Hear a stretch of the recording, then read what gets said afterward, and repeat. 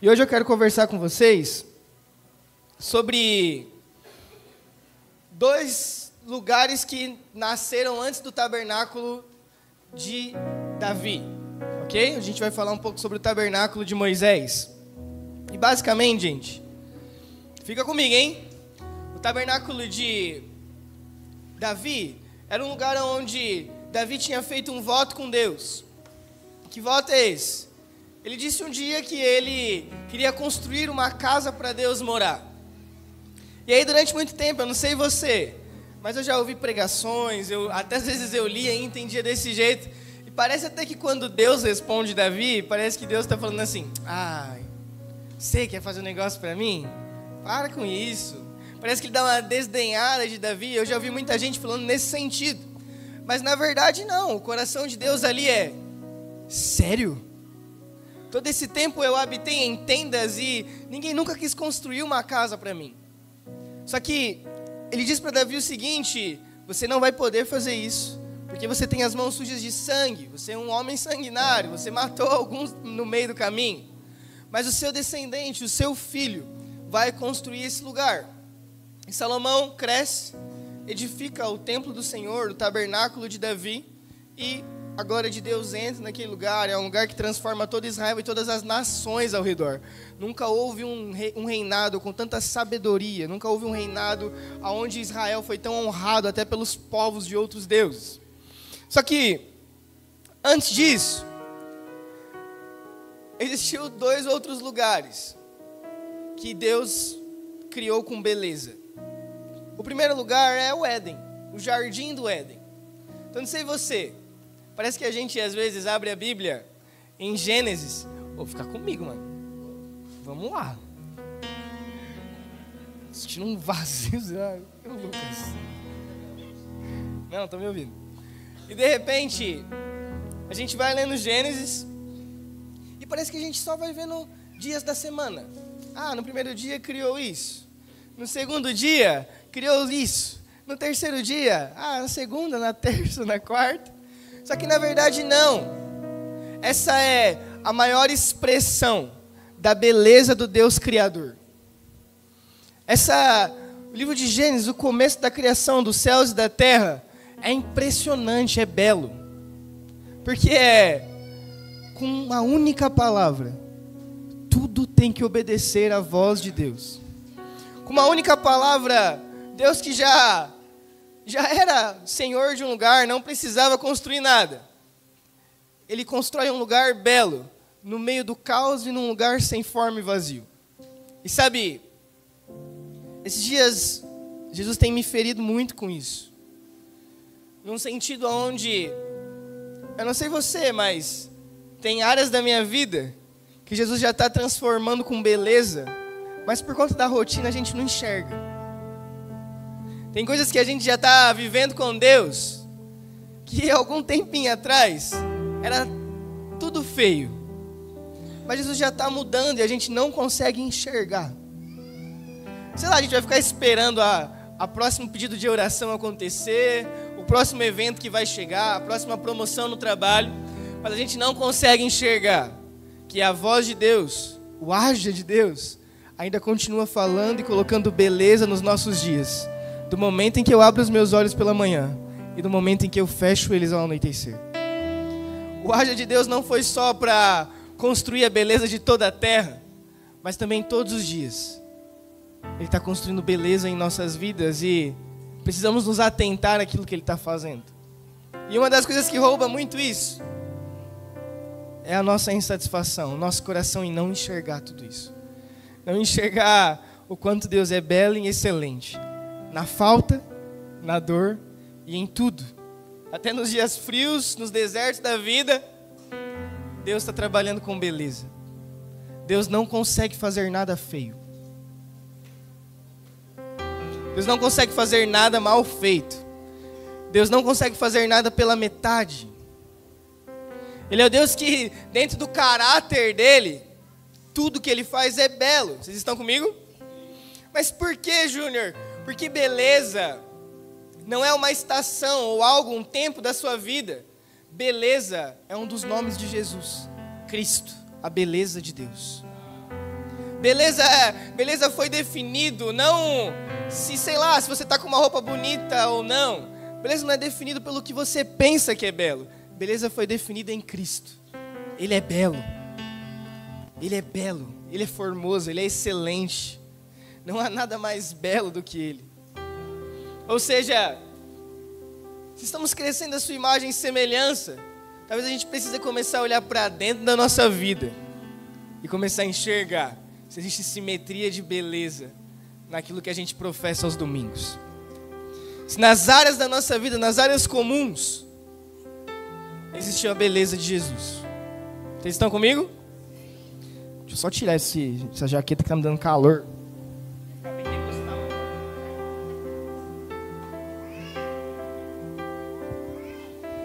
No começo do ano, eu fiz uma pregação lá em São Paulo que o pastor Wesley me pediu.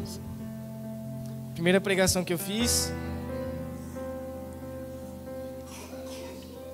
A igreja de São Paulo até hoje não me perdoa por isso. A cara do Samuel. E eu falei sobre deserto. E cara, eu nunca preguei isso aqui. Eu nunca falei sobre deserto aqui na igreja da praia. E foi muito diferente porque parece que realmente Deus começou a colocar diversas pessoas da nossa igreja em tempos difíceis mesmo. Em processos dolorosos. Eu não sei você, lá em Êxodo 5, é a primeira vez que aparece Deus falando com os homens sobre deserto. E eu aprendi, quando eu ia no círculo de oração das irmãs do coque, comecinho da minha conversão, e todas elas falavam a mesma coisa, que deserto era lugar de prova, de luta, de batalha. Vocês já ouviram isso? Só que deixa eu dizer uma coisa para vocês.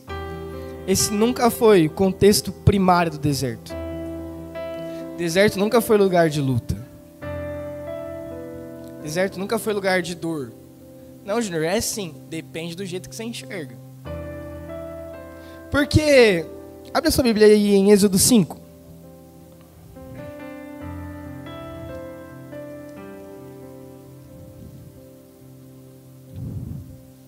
Êxodo 5, versículo 1 diz assim: Depois foi Moisés e Arão e disseram a Faraó: Assim diz o Senhor, o Deus de Israel: Deixe ir o meu povo para que me faça uma festa no deserto. Ou seja, deserto nunca foi lugar de dor, deserto era lugar de celebração. Deserto sempre foi lugar de festa. Qual a diferença? É que dá para você estar no meio do lugar onde Deus está e está fazendo tudo, sem enxergá-lo de fato. Agora você está aqui, dá para você estar em ambientes poderosos da presença de Deus, em cultos perfeitos ou na melhor estação da sua vida. Enxergar a dor ao invés de enxergar Deus celebrando com você no meio do deserto. Deserto nunca é o lugar para você ficar sofrendo. Deserto é o lugar onde você passa celebrando. Qual é o pecado do povo de Israel? Que onde era para eles cantarem e dançarem, eles começaram a murmurar e lembrar do Egito. Não, a beleza do Egito é melhor do que a nuvem de glória, a coluna de fogo. A beleza da escravidão do Egito é muito melhor do que o maná que cai. E sabe de uma coisa? Alguns de nós talvez estamos passando por estações assim, que Jesus está mudando tudo. Jesus está trazendo coisas muito boas, provisões muito boas. Talvez você está na melhor fase da tua vida. Muita coisa que você pediu em oração você está vivendo. Mas a falta da celebração no deserto não te deixa ver a beleza de Jesus no processo. Ou seja, Jesus não deixou, nunca foi feio. Júnior, o texto diz que ele era sem forma e que ele era sem formosura. Para religioso que se acostumou com o deserto. Para os anjos, ele é o homem mais belo dos céus. Para Deus, ele é a delícia de Deus. Para os céus, ele sempre foi o mais belo entre milhares e milhares. Para os homens que se acostumaram, que tinham uma mentalidade religiosa, isso não é beleza, isso é comum demais. Isso é normal demais. Não, Deus com calo nas mãos? Deus que chora? Deus que é normal? Deus que come com pecadores? Isso não tem beleza, ele é normal. Ele é comum. Na minha rotina não tem beleza, ela está normal demais, não tem como ver Jesus. Isso não tem formosura, Deise. Na minha vida financeira não tem formosura, está normal demais. Na minha vida emocional não tem formosura, está normal demais. Na minha vida ministerial não tem formosura, está normal demais.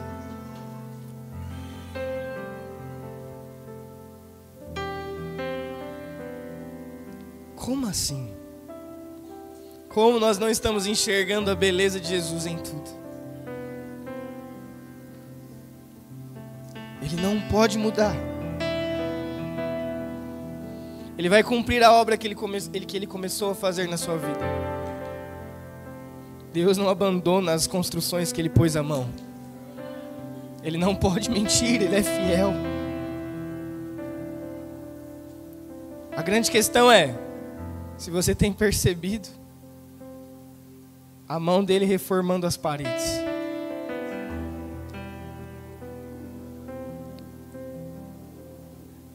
Não, mas a parede da casa da pessoa do lado, ou seja, a vida da pessoa do lado, tá muito mais legal que a minha. Ô amigo, só precisava olhar para a sua e ver a beleza de Deus sendo revelada dia após dia, nas dores mais comuns e normais. Cristo é belo. Cristo é belo. Olha a pessoa que está do seu lado aí. Chacoalha ela, que talvez ela esteja com sono, cansada de um domingo quente. Fala assim para ela: Jesus ainda é a beleza dos seus dias. Ele é a essência das canções de Davi. Ele é o motivo da sabedoria de Salomão. Ele é o homem que até os anjos escondem o rosto de tão belo.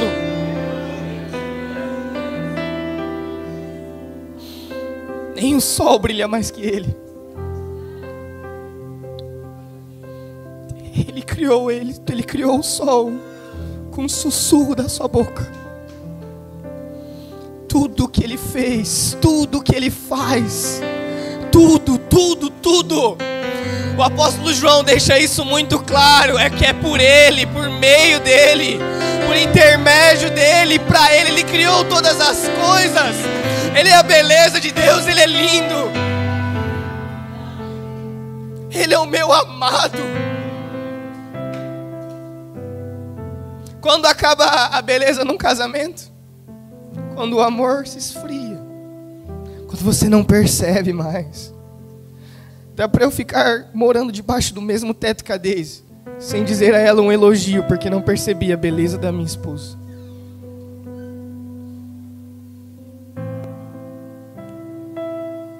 Se você não está vendo o grande arquiteto Jesus, que Provérbios chama ele de arquiteto, Jó também, belo dentro do seu lar, os seus processos de vida, temos um problema. Beleza não é uma estação. Beleza é aqui dentro. É aqui dentro. Por que, Júnior? Eu vim de uma família muito humilde. Estava conversando isso com o Levi ali. E minha mãe é a neura da limpeza. Minha sogra também. Até hoje eu sou viciado, eu adoro um cheirinho de cloro. Ficar cloro em tudo, eu nem jogo água, eu só jogo cloro assim. E eu lembro quando a minha mãe, ela conseguiu comprar a casa dela. A gente morava na Guilhermina e ela conseguiu comprar a casa dela aqui na Curva do S. E aí ela comprou e ela super feliz que ela tinha comprado uma casa. Comprei uma casa, vou sair do aluguel e tal. Eu tinha 11 anos. E aí ela levou eu e minha irmã para ir ver a casa que ela comprou, né? E eu lembro da alegria da minha mãe. Eu disse, meu Deus, é minha casa, eu comprei essa casa. Ela e meu pai extremamente felizes. E eu na porta da casa, olhando assim, falando assim, meu Deus do céu, velho. Ô negócio feio. Não tem portão, a rua não é asfaltada. Tem a vala aqui na calçada. Não, velho, não é possível que minha mãe tá conseguindo enxergar esse lugar bonito, velho. Porque beleza para minha mãe não era a estação presente, mas era o que ela enxergava do sonho que ela projetou anos e anos. De poder dar para a família dela um lugar, ainda que simples e humilde, belo de acordo com a consciência dela. E ela sempre falava isso para mim. Ela falava assim, não é porque eu sou pobre que vai ser sujo. Pode ser humilde, mas vai ser organizado, vai ser arrumadinho. Eu lembro que o chão não tinha piso, né? Era cimento queimado que fala? Era cimento queimado. Aí ela pegava ela esfregava tudo, o chão, pegava uma cera, passava e eu caramba, velho. E a gente criança, né? Sem entender. E ela limpava tudo, ela deixava aquilo impecável. As separações não era porta, era tecido, era tudo muito humilde, muito simples. Nada combinava, as cores não combinavam com nada e era tudo muito lindo para ela. E sabe de uma coisa? Beleza não é sobre o seu recurso financeiro. A gente acha que para ser belo precisa do dinheiro. Na verdade não, amigo. Beleza tem que vir de dentro para fora. Você precisa se enxergar. Eu sou digno. Eu mereço. Parece coaches que eu estou dizendo. Mas não é, amigo. Eu mereço. Eu consigo. Com Deus eu consigo sonhar e dar beleza à minha família. E é bizarro, tipo assim, hoje minha casa tá toda, precisa de reforma, precisa fazer um monte de coisa. Mas quando eu olho para minha casa, que eu moro com a minha esposa, eu lembro de todo o processo que a gente foi para casar, que a gente casou desempregado.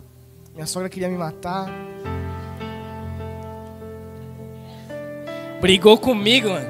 Minha sogra brigou comigo. Como é que você tá casando sem dinheiro? Aí passou 2 dias, ela voltou. Deus falou comigo que você é homem de Deus, me perdoa.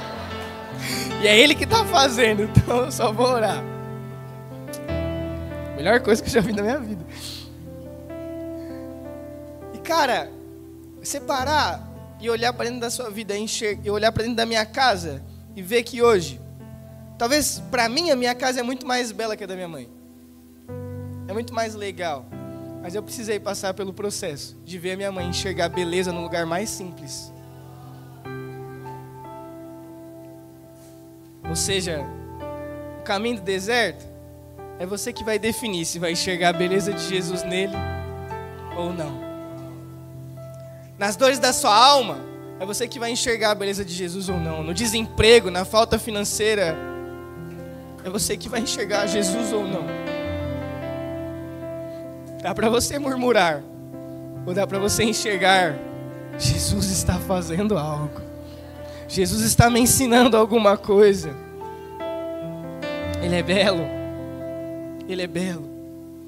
Ele não consegue fazer nada feio. Ele não pode mentir para o seu caráter. É quem Ele é. Esse é Ele. Agora eu vou começar a pregar. Abra sua Bíblia em Êxodo 35. Então, o homem foi criado para habitar em um lugar de beleza profunda chamado Jardim do Éden. Se a gente agora, se fechar seus olhos e tentar imaginar como era o Jardim do Éden, a gente não consegue ter dimensão do quanto era bonito esse lugar. Possível. É impossível. E o pecado dele tira ele desse lugar. Depois, Moisés aqui, ele é o homem que está descendo do monte, o rosto dele está resplandecendo a glória de Deus, o rosto dele está brilhando. E ele desce e ele começa a conversar com o povo sobre algo muito específico que é. Vamos ler? Êxodo 35, versículo 4. Disse Moisés a toda a congregação dos filhos de Israel: essa é a palavra que o Senhor ordenou. Tomai do que tendes uma oferta para o Senhor, cada um cujo coração é voluntário, voluntariamente disposto, e trará por oferta alçada ao Senhor ouro, repete comigo, ouro, prata e bronze. Como também estofa azul, púrpura, carmesim, linho fino, pelos de cabra, peles de carneiros tingidas de vermelho, pele de animais marinhos e madeira de acácia. Aí, a gente vai começar agora. Aqui, para pensar comigo, que o povo com quem Moisés está lidando são homens que durante 400 anos eram escravos. São homens que durante 400 anos viviam num ambiente idólatra. Muito bonito até. Até hoje a gente não entende muito bem como é que eram construídas as pirâmides e todos aqueles monumentos gigantescos que existiam no Egito. E a mão de obra que construiu tudo isso foram os hebreus. Foram esse povo debaixo de chicotada, pouca comida, uma moradia ruim, de repente matavam até os filhos deles. Foi nesse lugar que esses homens, que Moisés chega para esses homens e diz assim: olha, desci do monte e Deus falou comigo é o seguinte: vamos pegar o que a gente tem. Ele vai fazer um movimento voluntário no nosso coração. Vamos pegar o que a gente tem e a gente vai construir um lugar para Deus habitar no nosso meio. E eu não sei você, aqui, gente, isso para mim não encaixa. Que aqui é Deus pedindo para escravo dar o que tem guardado, dar o que tem de espólio, dar o ouro que guardou, dar o pedacinho de pano. É Deus ensinando generosidade para os homens que mais sofreram escravidão e miséria na terra. É Deus pedindo algo para alguém que nunca soube o que é ter, e quando tem, assim, calma aí, velho, essa aqui é a minha reserva. Não dá para eu peguei esse brinco de ouro na hora que nós atravessou o mar lá, mano, um pouquinho antes disso. Eu peguei essas coisas aqui, eu deixei guardado. Isso aqui é a proteção para os meus filhos. Isso aqui é o que vai dar para eu fazer depois. E voluntariamente Deus começa a mexer no coração dos homens, gerando dentro deles generosidade. Vocês estão comigo? Está fazendo sentido o que eu estou dizendo? E o que me assusta é Deus chamar escravos para construir a coisa que mais revelou beleza para todas as outras nações da região. Deus pegar um monte de escravos e falar assim: não, vocês não vão construir por obrigação. Agora vai ser voluntária, de um outro jeito. Não tem açoite, não tem cobrança. Vocês vão trazer o que vocês têm. E aí, eu não sei você, mas eu fico imaginando. Imagina Pavan. A Pavan voltou, meu. A Pavan estava na Europa, passeando, gastando todo o dinheiro dela. Certo, tem que passear mesmo. Esqueci o que eu estava falando. Me lembra. Escravos. Estava mais na frente. Tá, beleza, lembrei. Tem TDAH. Deus pega esses homens. Eu fico pensando nisso que é. Imagina quando a glória de Deus enche o tabernáculo. O fogo de Deus cai. Imagina agora, você sabendo que uma partezinha de um tecido que você tinha guardado em casa ajudou naquilo que Deus agora mora. Que o pouquinho que você tinha, que o negocinho que você tinha, que Deus gerou generosidade, agora podemos ver a glória de Deus em nosso meio. Nós orávamos e era distante, mas agora, quando os sacerdotes oram, Ele está aqui com a gente. Agora as nossas casas estão ao redor dessa construção. Você está entendendo o que eu estou dizendo? Eu estou dizendo que Deus chamou escravos, miseráveis, homens sem nada, para construir a coisa mais bela no meio do deserto. Para construir algo que revelasse a beleza e a excelência de Deus para todos. E eu fico imaginando os reis e as nações ao redor. Gente, eles nem têm rei, velho. Como? Eles eram escravos esse tempo todo. Como que tem tanta beleza no meio deles? Eles nem têm terra, eles estão no meio do deserto, eles não têm nem lugar para ficar. Ou seja, o nível que você enxerga de beleza na sua vida e você coloca isso, corresponde ao olhar que a sociedade enxerga do Deus que te libertou ou não. Porque a gente está acostumado a achar que tá tudo bem ser muito simples, tá tudo bem ser feio, é normal, Jesus nasceu na manjedoura. Amigo, não. O lugar que Jesus mora hoje é muito belo. E o que a nossa vida tinha que ter? Beleza para ser um apontamento para isso. E aí,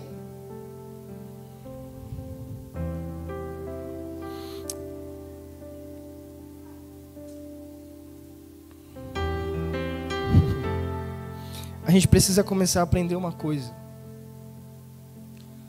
Toda beleza e criatividade, excelência, não vai vir com um anjo segurando na mão. Não vai vir num culto de avivamento que você vai cair depois da tua mão na cabeça.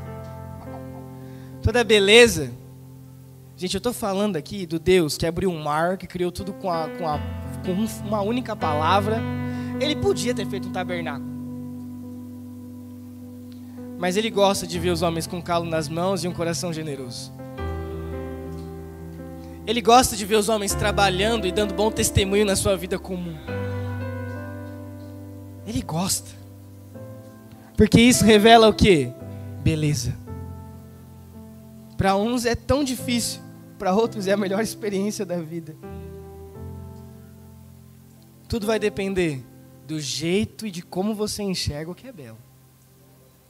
Talvez dá pra gente enxergar distorcido. Vocês estão comigo? E aí, pula pro versículo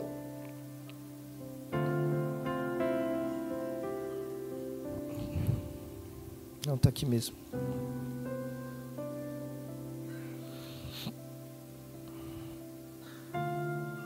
Trinta e cinco, versículo 30.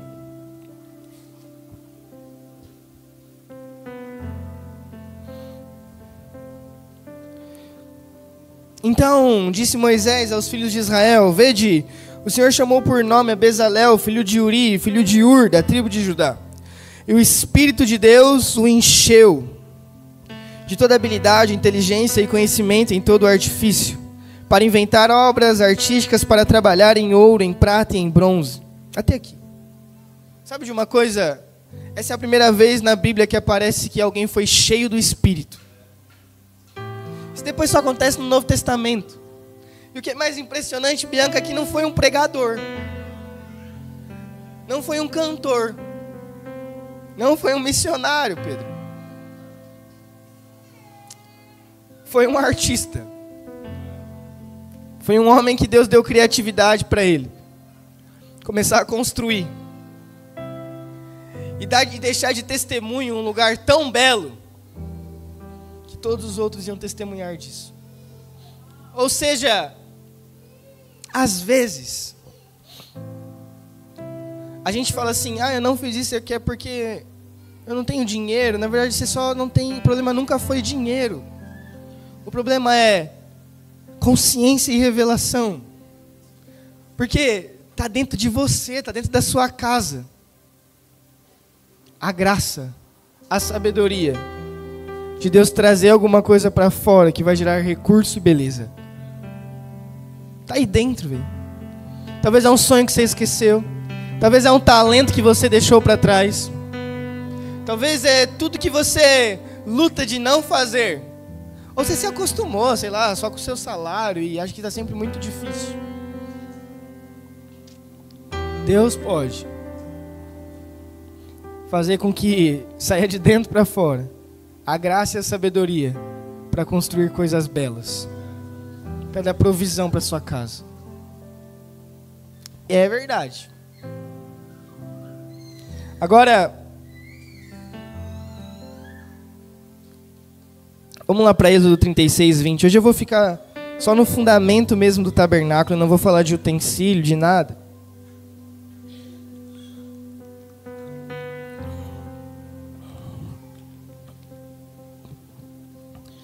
Deixa eu explicar uma coisa para vocês. Esses homens, eles estavam no deserto. E como que era esse deserto, tá? De dia. Era um calor infernal. Quente, quente, quente. E de noite, era um frio e um vento. Doído. Esse é o contexto de deserto. Esse era o lugar que Deus deixou o povo ficar e passar. E é impressionante, porque tem a nuvem de glória em cima deles, cobrindo eles do calor quente. E a coluna de fogo aquecendo eles no frio da noite. Deus estava revelando a beleza dele a cada dia e noite, a cada passo que esses homens davam. Nada faltava. E aí, imagina, ele pega e ele começa a querer que os homens construam do seguinte jeito. 36, 20. Então fizeram de madeira de acácia as tábuas para o tabernáculo, as quais foram colocadas verticalmente. O comprimento de cada tábua era de 10 côvados e a largura de 1 côvado e meio.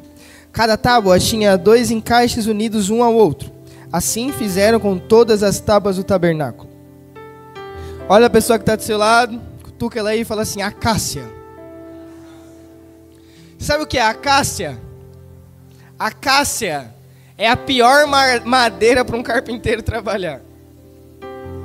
Acácia é uma madeira que no meio do deserto, ela é toda torta, ela é toda desalinhada. Não existe uma madeira de acácia igual a outra. E aí, Deus pede para Moisés fazer com que essas madeiras tortas, e cada uma de um jeito, tenham tamanhos, medidas iguais. Ou seja, ele pega o Lucas, tortinho do jeito que era. Era torto, velho. Meu Deus, velho. Nem a música da Aline Barros resolvia. E aí ele pega o Rafa, que também é todo torto. 2 madeirinhas de acácia no meio do deserto. E aí ele faz assim: é com isso que eu quero um fundamento da minha casa. É com que é torto, que ninguém constrói nada, que eu quero mostrar beleza. É com aquilo que você fala que é feio, bichinho. Que é ruim, que é torto, que não muda, que é empenado, que é tudo ruim. É exatamente isso que eu quero construir um fundamento de beleza no meio do deserto. Não sei se você está entendendo o que eu estou dizendo, mas nada mais é que eles pegam umas madeiras ruins. Deus enche os homens do Espírito de Deus para que esses homens aprendam a cortar, polir e ajustar essa madeira do jeitinho que ela encaixa em outra e que ela tem a mesma medida. Sabe de uma coisa? Isso é lindo. E aí eles pegavam essas madeiras, esticavam elas e prendiam elas por um parafuso. Eles tinham uma trava no meio. Por quê? Vocês já viram quando bate o vento numa árvore, o que acontece? Ela dobra, ela enverga.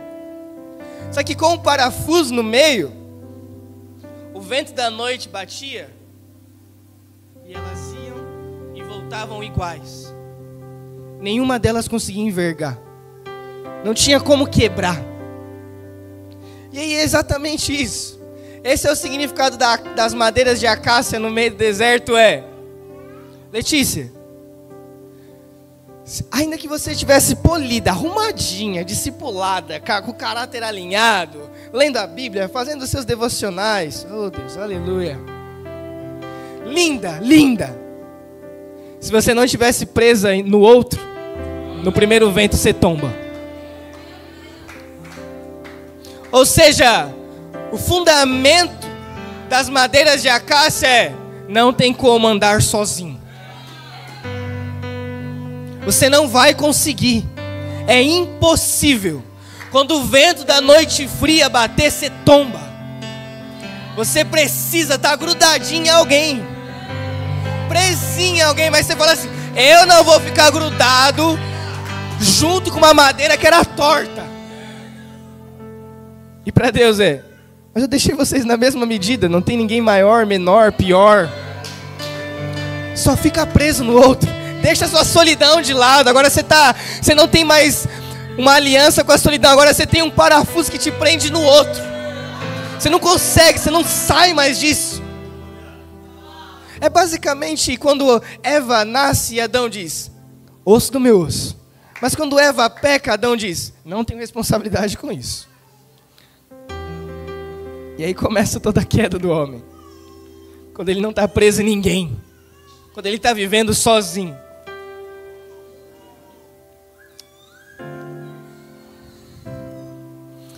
Se precisa ficar preso em alguém. Sabe por quê, meus amigos? Eu estou há alguns anos na igreja. E eu estou um pouco cansado de ver que os cristãos não têm amigos. Aprenderam a lutar suas lutas sozinhos no secreto.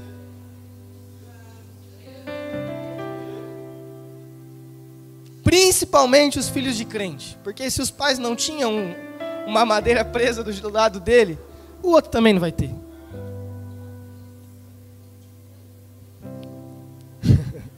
Sabe qual que é a luta? Meu Deus, vou falar um negócio polêmico aqui. Eu sou o cara que os pais sempre me odiavam. Porque eu juntava os jovens na minha casa, e os jovens... Eu sou jovem. Os jovens na minha casa... E aí os pais ligavam assim: meu Deus, mas vocês estão sempre juntos, vocês estão andando sempre juntos, vocês estão vivendo junto. Só que qual que era o problema disso? É que os pais aprenderam a viver tanto sozinhos que quando viram que seus filhos tinham amigos presos a ele, isso é estranho. Isso não é verdade. Vão te ferir. Gente, isso é daí que nasce a amizade. Quando um parafuso fere a madeira e ainda assim fica presa. Esse é o segredo da estrutura do tabernáculo. Homens que ainda que um fira o outro, ainda que um é um parafuso machucando o outro, polindo o outro, alinhando o outro, não vai cair. E aí, uma outra coisa acontece, vamos continuar lendo. Peraí que eu perdi o versículo. 22, 24. 40 bases, fizeram 20 tábuas para o lado sul do tabernáculo, 40 bases de prata, e debaixo das 20 tábuas, 2 bases, debaixo de uma tábua para seus 2 encaixes, e 2 hastes debaixo de outra para seus 2 encaixes. Deixa eu só dizer uma coisa para vocês, antes de eu focar aqui na prata, que é, Júnior, talvez não esteja fazendo muito sentido o que eu estou falando, dizendo que as acácias são homens, mas sabe... Lembra que eu falei no começo que beleza é o jeito que você enxerga aqui dentro? Vocês lembram disso? Vocês estão comigo? E aí, um dia, lá no livro de Marcos, acho que capítulo 8, Jesus aparece. Ele impõe as mãos sobre um cego. Esse homem é curado. Ele diz: eu estou vendo os homens como árvores. Eles estão andando como árvores. Por quê? São tortos. Um é diferente do outro. Essa é a visão que Jesus dá aos homens que enxergam beleza. Ainda, Pavan, que você seja uma árvore torta, eu preciso estar preso em você. Eu preciso. Eu preciso enxergar a beleza de Deus no outro. Eu preciso honrar e valorizar a beleza, a porção, a vida do outro. Era irritante para mim, era constrangedor para mim no começo, quando o Eli chegou na praia. Porque eu era sempre o cara que qualquer coisa tava bom. Não, vamos comer qualquer coisa, vamos vestir qualquer roupa. Aí chegou o Eli de Zara. Caraca, velho. Aí eu falei assim, velho, a beleza que o Eli levava para a vida natural dele respingou na minha. Eu falei assim, não, peraí. Sabe o que eu estou dizendo aqui olha para a beleza da área da vida de alguém do seu lado, imita um pouquinho. E a gente vai ter no meio do deserto, não as árvores tortas, mas a beleza das acácias que estão enxergando beleza umas nas outras. E aí, eles constroem uma placa, uma base de prata, debaixo das hastes. Então aqui ficava uma placa de prata. E o que significava isso? É que, lembra que quando eu falei do vento que batia? Estava firme. Era o fundamento daquelas hastes. Estava preso ali, não estava preso no chão do deserto. Não estava preso em areia, em terra que mexe. Era firme, era sólido. Não tem como arrancar essas árvores daí. Não tem como arrancar essas madeiras daí. Foi fundido na prata. Misturou prata com madeira. Está preso. E o que é isso? Abra sua Bíblia em Levítico 5:15. Eu estou acabando, prometo.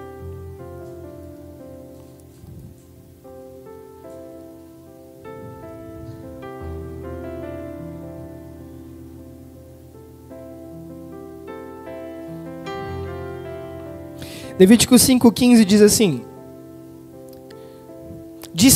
14. Disse mais o Senhor a Moisés: quando alguém cometer ofensa e pecar por ignorância nas coisas sagradas do Senhor, então trará o Senhor por oferta do rebanho um cordeiro sem defeito, conforme a tua avaliação, e o valor em prata, pela culpa. Assim restituirá o que ele tirou das coisas sagradas.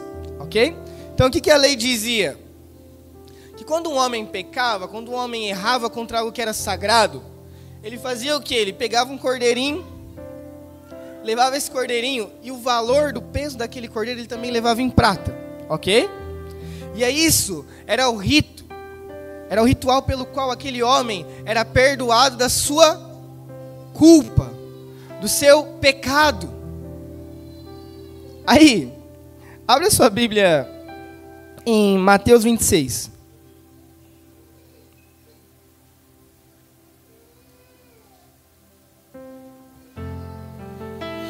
Versículo 14.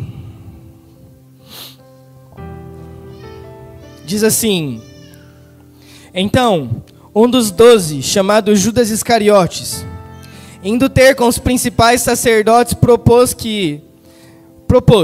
o que me queres dar? E eu o entregarei. Então lhe pagaram 30 moedas de prata. E desse modo em diante, ele buscava uma boa ocasião para entregar. Para Judas, o valor daquele cordeiro santo foi prata, do mesmo jeito que na lei de Moisés. Júnior, o que você está querendo dizer com isso? Estou querendo dizer que a prata, de acordo com a Bíblia, significa uma coisa que é justificação de pecados. Ou seja, as acácias estavam firmadas, fixas, em um lugar de prata. Isso representava o quê? Vocês estão fundamentados, presos, justificados e perdoados em Cristo Jesus, o Cordeiro de Deus. Por que você está dizendo isso, Júnior? Eu estou dizendo, gente, você quer começar a ver gente que não enxerga beleza? Que não consegue criar nada, que não consegue se ver? É gente que está na igreja há anos, mas a consciência ainda não é de uma pessoa justificada, não entendeu graça. E aí em qualquer erro, descobre que o pé não está na prata, está no chão de areia, está num solo ruim, porque ainda não entendeu justificação de pecados, porque ainda não entendeu santificação, porque ainda não entendeu graça. E aí não tem como ele conversar com alguém, andar com alguém que se acha feio, mas Jesus chama de belo, porque essa pessoa olha em primeiro lugar para os pecados e para as falhas dela. Ela nem consegue olhar pela justificação e redenção que Jesus fez por ela. A maioria das crises é por isso. A maioria das coisas feias na nossa vida, o que a gente deixa inacabado, é pelo simples fato de que a gente está fincado num solo de deserto e não em Cristo Jesus, que é a beleza de Deus, que é o fundamento firme da nossa fé, que é o que justificou os nossos pecados. Esse é o significado da prata no tabernáculo, esse é o significado da base no chão. Todas as vezes que esse povo levantava o tabernáculo, eles levantavam e a haste ficava embaixo, presa neles. Eles carregavam justificação sobre eles. Sabe, não dá para você continuar andando de um lugar para o outro sem a consciência de rendição e perdão dos pecados cair sobre você. Você sempre vai voltar para os seus desertos de alma, para os invernos difíceis. Sempre vai se comparar, se culpar e ser o mais inferior de todos. Não tem como ver beleza em quem não enxergou o sacrifício de Jesus. Quero te dizer uma coisa. Esse é o quadro mais belo que Jesus pintou, que Deus pintou. Cristo num madeiro, sangrando por nós. Essa é a coisa mais bela que Deus fez. Esse é o tabernáculo mais belo de Deus. Um homem morrendo no madeiro para que a gente seja perdoado pelos nossos pecados. Um homem vendido por prata para que a gente pudesse ser perdoado pelos nossos pecados. Talvez, não sei, talvez você tenha alguma coisa que te impede, cara, de andar com Deus. Por que você carrega uma culpa que Ele já te perdoou? É simplesmente fácil, é só você confessar, se arrepender e andar do jeito certo. E aí,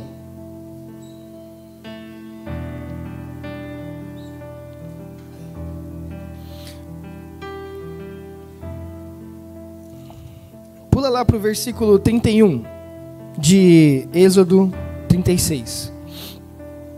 Fizeram também travessões de madeiras de acácia, 5 para as tábuas de um lado do tabernáculo, 5 para as tábuas do outro lado do tabernáculo, e outros 5 para as tábuas do tabernáculo do lado posterior, o que dá para o ocidente.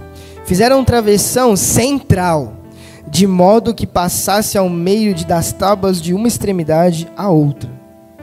Sabe, depois que estava tudo levantado, as estruturas, eles fizeram um travessão mesmo, que passava por todas as madeiras, para fazer com que elas ficassem em pé, sustentadas uma pela outra. Então, além de ter as madeiras presas uma na outra, além de ter o chão de prata, tinha uma outra ferramenta que prendia todas elas umas nas outras. E o que é isso? Isso é sombra de quê? Meus amigos, esse é o Espírito de Deus. Isso é a representação do Espírito Santo no meio do deserto, que é o sustento e o consolador de toda a igreja.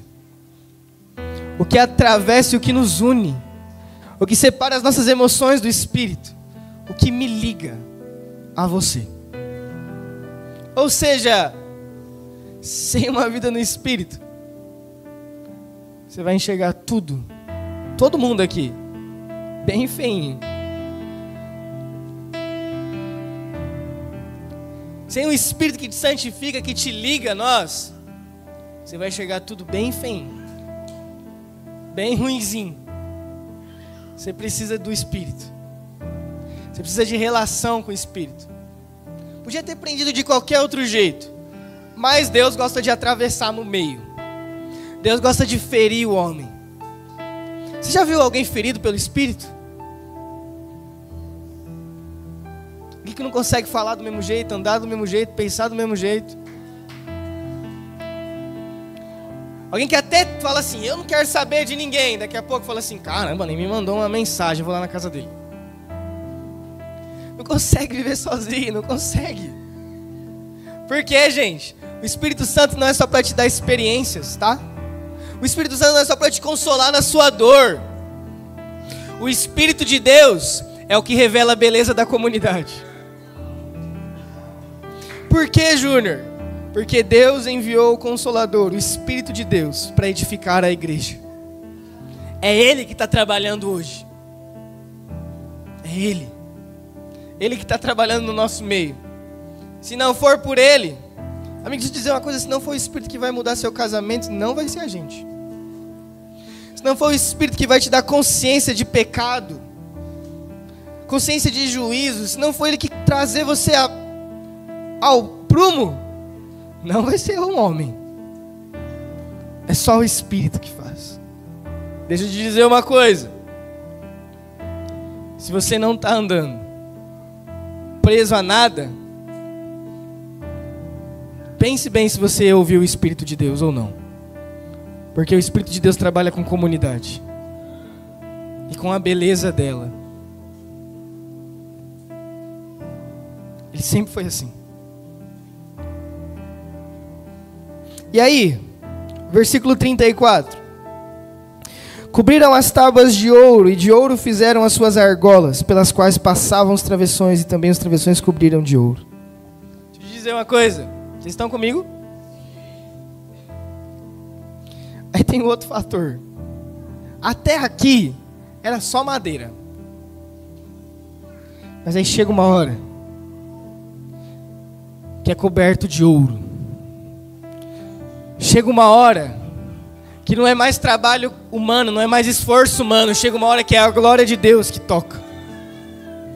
Chega uma hora que é o poder de Deus tocando. É o revestimento dos céus tocando. Assim como em Atos, eles tinham tudo, eles tinham comunhão, eles tinham tudo.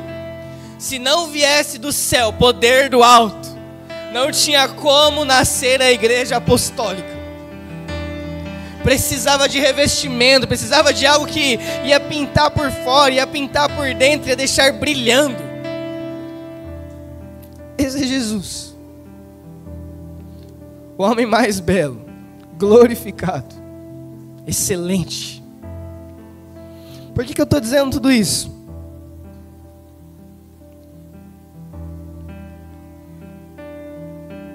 A gente precisa começar a aumentar a medida da nossa vida. Você, todos os dias, dentro da sua casa e fora dela, tem pessoas te olhando. O que você faz de generosidade, os passos que você dá, tudo o que você está fazendo, dita uma medida. Dita se você ainda está torto ou se você foi pintado de ouro. E aí, o que a igreja de Deus precisa? Dos homens que vão aumentar essa medida. Foi isso que o deserto experimentou. Para todos os outros povos eram só madeira. Para Deus ele transformou em ouro. Para Deus ele transformou na estrutura que a glória de Deus estava lá dentro. Para Deus, ele fez com que Moisés fizesse com as próprias mãos e com o povo aquilo que Moisés viu nos céus. O tabernáculo é sombra daquilo que existe já no santíssimo lugar. E aí, você precisa, amigo, olhar hoje para dentro de você e falar: tá, beleza, a parede da minha vida financeira tá ok, mas caramba, da relação com o próximo tá sem reboco. Não, tá bom. Minha vida emocional tá ok, mas meu desejo por Jesus tá cheio de buraco essa parede. Sabe por quê? Deus não vai fazer por você o que Ele dá aos homens, sabedoria e governo para construir. Cabe a você. Cabe ao Alan resolver a vida dele. E deixa eu te dizer uma coisa. O cara que está falando aqui com vocês é o homem mais desorganizado da vida. É verdade. Só que eu estou sendo ferido por isso. E aí em tudo que eu faço, eu quero colocar beleza. Em tudo que eu faço, eu quero colocar generosidade. Tudo. Às vezes é a única coisa que eu tenho no bolso, mas eu preciso fazer. Porque eu estou ditando uma medida. Eu estou transformando o que é torto em ouro. Eu estou dizendo para alguém que ele pode ser transformado em ouro, que ele tem valor. Eu não estou olhando as deformidades, eu estou olhando o que existe no produto final, do jeito que Deus o enxerga, do jeito que quando a glória de Deus cair, quando a consciência mudar, quando o Espírito atravessar, eu preciso ser alguém que está andando numa medida maior. Se é a vaquinha da pizza, eu vou dar a pizza. É a conversa com alguém, não, eu quero sonhar em poder pagar a faculdade de alguém, eu quero sonhar em poder dar algo maior para alguém, eu quero dar a minha melhor vestimenta para alguém. Nós precisamos parar de ser a igreja que não valoriza o outro devido às deformidades que a gente enxerga. Só existe o que é torto no outro porque a sua mão não tem calo, que está lixando isso que está torto. Não tem de dentro da sua casa o ouro que você tirou para derreter e cobrir o outro. A feiura do outro é resultado da omissão da sua vida. A feiura do outro é a falta da sua generosidade com o próximo. Vamos lá. Chega do evangelho para si. Deus construiu um tabernáculo com um povo, com um pouquinho de cada um, com o tecido de cada um, com a pedrinha preciosa de cada um. Não precisa de pouco, de muito. A sua generosidade pode revelar para o outro a glória de Deus, a beleza de Deus. Sabe o dia que você sonhou em fazer uma viagem missionária? Olha o Castro está aqui. E aí, Joe, chega o Pix. Eu sei o que é isso. E você fala assim: caramba, isso não é dinheiro, isso é Deus está comigo. Quando falta comida na sua casa e ela chega, você fala: isso aqui não é só provisão, isso é Deus está comigo. Quando você demonstra sua dor para alguém, essa pessoa continua presa com você com um parafuso, você fala assim: sai daqui, velho. O cara fala assim: cara, não consigo, a gente tem uma aliança e não é no dia só que a gente troca o copinho. Se arrancar você de mim é como arrancar um pedaço do corpo de Jesus. Ele já foi esfolado o suficiente. A gente precisa começar a enxergar a beleza do outro. E para encerrar, tudo que vocês perceberam, né? Mas tudo que eu estou dizendo aqui é: o tabernáculo de Moisés foi sombra do que a gente é hoje. O tabernáculo de Moisés é sombra da igreja. Só que a gente acha que a igreja dos últimos dias ela vai ser muito fraquinha, muito feinha. Ô amigo, essa não é a igreja que está no livro de Cantares. A igreja dos últimos dias ela é forte como um exército de bandeiras, ela é bela. O livro de Joel fala que eles vão estar presos um do lado do outro, como um exército. A igreja dos últimos dias é: amada minha, tira os seus olhos de mim, eles me perturbam. Você é bela. Deixa eu dizer uma coisa para você.